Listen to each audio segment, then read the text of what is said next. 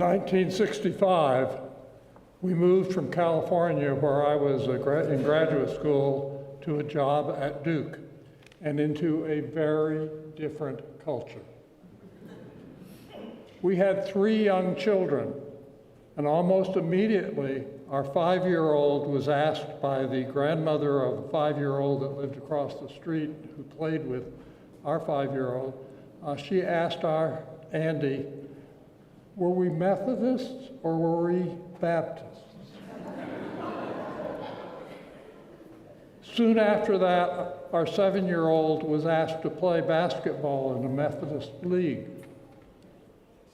We were unchurched, having become uncomfortable professing creeds we did not believe in the Presbyterian and Episcopalian churches we grew up in.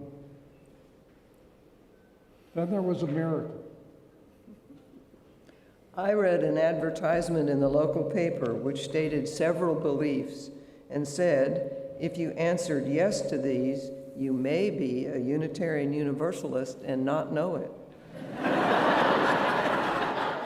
Send 10 cents to an address in Boston for more information.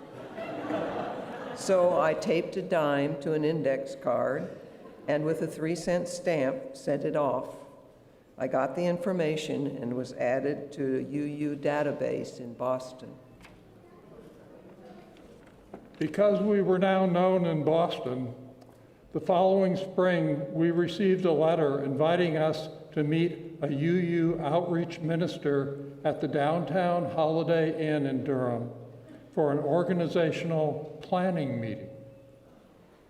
We met with about 11 other local UUs who had gotten the same invitation.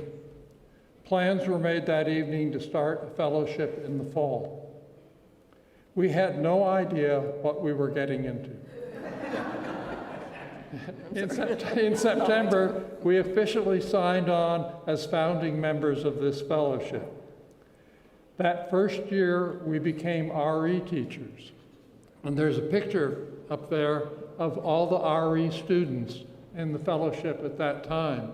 In the upper right-hand corner, you can see Georgie in front of the fender of that car in the background. And our 3 kids are scattered around in the group. I also took on important duties in the fellowship. I became the janitor. I set up the folding chairs we had recently purchased early on Sunday morning and folded them up and put them away after the service. We were a young family. We didn't have a lot of money, and we had lots of demands on our time. But we needed a spiritual home where our kids would learn ethical and moral values. And ERUF, then known as the Unitarian Universalist Fellowship of Durham and Chapel Hill, gave them that education and upbringing. The fellowship became much more than a place for our kids, though. It became a spiritual home for Rick and me. This is now a large fellowship, and it's easy to think that other people will do what's needed to be done to make it work.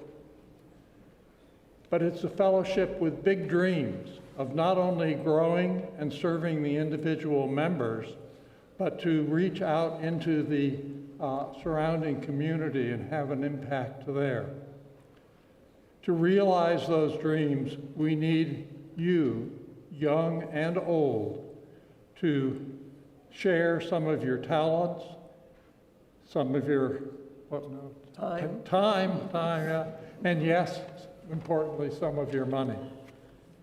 We need to keep what we already have going here available for potential UUs like we were in 1966, but they don't yet know it. Thank you.